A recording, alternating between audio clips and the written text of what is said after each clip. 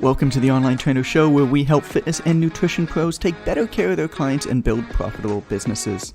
I'm Jonathan Goodman, and as always, I'm joined by Amber Reynolds. We're happy you're here. Let's start the show. What happens if I start talking, just as the music is ending? It'll just be over. It'll work. It'll work? Combine, yeah. Will it combine? Will I talk over the music? Mm-hmm. Oh, so I don't need to worry about timing that properly? Not super much. I mean, from a listening experience, it may not be super great if at the same time, but... Idiot-proof. That's what I like. That's what I like about you, Amber. You make things idiot-proof. So we did episode 1 30 seconds ago. How'd you feel about that? It was good. It was really good, but I forgot to tell you the story I wanted to tell you.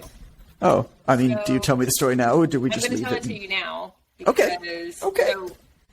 Because you'd like to give me crap for last time we went to Mexico, and I brought Cards Against Humanity. And I just wanted to say you bought. Let's explain this. We had a company retreat. You brought Cards Against Humanity, and you brought the Jewish expansion pack, which was basically Holocaust jokes. When the owner of the company is Jewish, and there are multiple staff in the company who are Orthodox Jewish. Let's just make sure everybody knows. Everybody knows what happened. They were supposed to be mixed in, and I thought, because I have the bigger, blacker box, I thought they would be more evenly dispersed. The universe decided to be mean to me and put them all forward facing. Okay, so now that everybody knows that story, go on. What's up? So I just wanted to let you know I'm fully prepared. I have bought more expansion packs. So next time... Good. Next time that we get together as a company, I'm coming even more prepared than last time. Exciting. We are hoping to do another company retreat in February this coming year. We're going to kind of do a temperature check to see how everybody feels about it. It would be in the U.S. It'd be in Arizona, because I'll be in Arizona for 2 months, so that'll be easy for you. So much easier. Instead of dragging everybody to Mexico or Hawaii or Costa Rica like I always do. Get deathly ill and lose an eardrum and anything else that usually happens to him when he goes on a trip with us. Alex gets sick every single trip. He does. He gets and not just a little bit sick. Yeah, I know. Today we're talking about how online trainers make money. This is kind of one of those weird nebulous topics that's actually only chosen to be written this way, which you might have looked at it and you're like, how do online trainers make money? It's like, what a weird way to ask that question. We asked that question because that's actually like a search topic. That's what people type into Google all the time. And so there isn't one way to answer the question, and I'm going to answer it a few different ways. But talk to me, Amber, a little bit about how you would approach answering this question first, and then I'll try to add in stuff afterwards if need be. Yeah, sure. So online trainers typically make money by having a program that is meant for a very specific person who wants to achieve a very specific thing.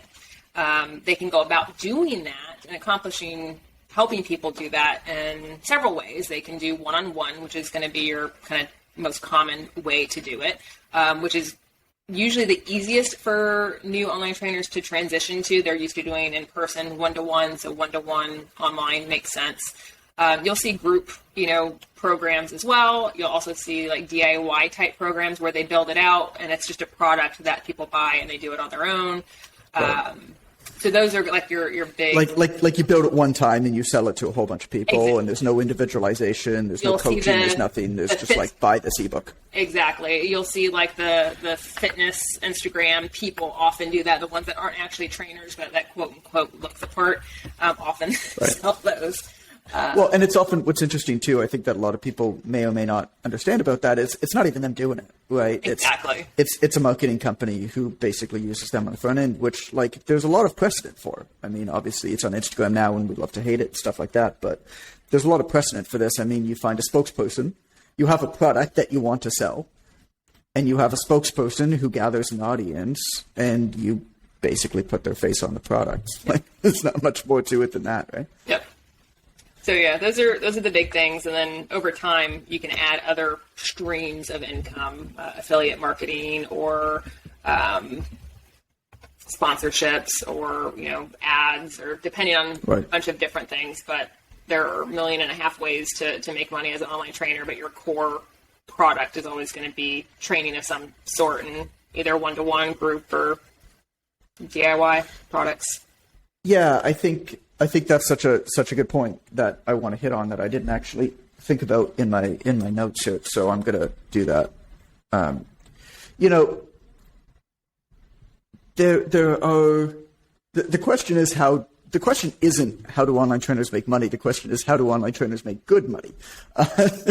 There's a difference there, right? A lot of online trainers don't make enough money because they don't understand a lot of the things about what makes money and what doesn't make money, and how to charge appropriately for what they do and how to position it. But if you picture it, no matter what, to me, it always comes down to if you picture almost like a diagram, and in the middle of the diagram you have training. Like, training is always going to be your base, and then from that a whole bunch of stuff can bridge off of it.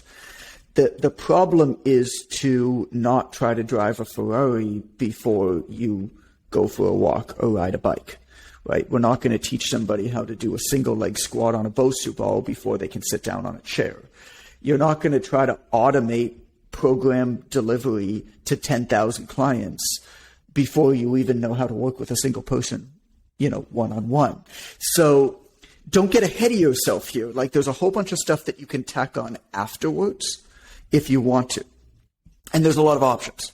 As Amber said, and I'll just list them, I'm going to repeat a little bit about what you said here is, you've got your basic kind of one-to-one online training. Then you've got like small group training, which is still individualized. Then you've got sort of transformation programs where you work with potentially a bit larger group, usually 20 to 50, 25 to 50, who all have kind of the same goal, right? And they're going through a transformation program that's time-based. So lose 15 pounds, fit into your black dress in 8 weeks, 12 weeks, whatever, right? Then you have your membership program, which is a login portal that people pay access to. People join, people leave, doesn't really matter. There might be a community hosted on Facebook or a forum or whatever it is, and you drop in information for them once a month or on some sort of regular cadence, and whoever's still a member gets it. Then you have one-off sales. So this could be a book, this could be a program that you sell that, they get as an ebook or whatever it is, or now, you can do a one-off sales with a lot of these apps that kind of automate your program where somebody buys it one time for $129 or whatever it is, and they get the whole program and they don't talk to you and they're basically gone. On top of all of that, around that, right, you can put in affiliate promotions for everything from supplements to software to clothing to everything in between.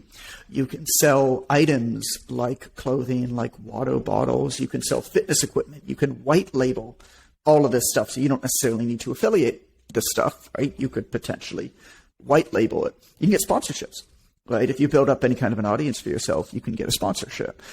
We had a sponsorship for a previous podcast for a while.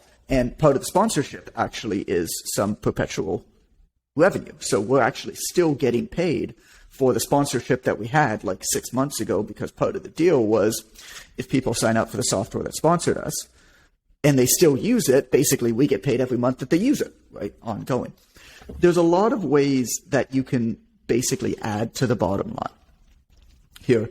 But the basic idea, and where I think I want to kind of put my flag in the sand here, Amber, is like at the beginning, everybody should start with basic one-on-one, like charge for services, right? You're going to build a program. You're going to build a meal plan. You're going to do phone consults. You're going to have a little bit of a community. Like, that's it. You're going to charge a monthly fee. Is that the best way to do it? No.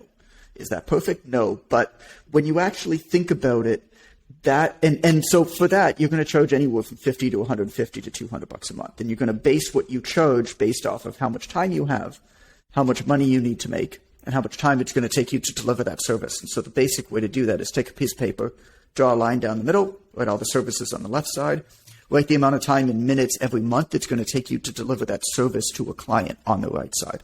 So if you're going to write a custom program for a client, let's say it takes you 45 minutes to write that program, you're going to do a new program every 4 weeks. Cool. 45 minutes, right?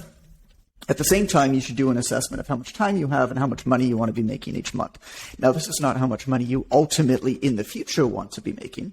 This is how much money you need to be making right now to hit what I call your freedom number, which basically allows you to be free to navigate the world in a new way, to be able to have some flexibility, to take some risks, to take some time off, to better yourself, to invest in your education a little bit more, to give up stuff that you're doing that you don't want to be doing because it's taking up mental load or time, right? Or to hire out people to do stuff like your laundry so that you can actually read a book.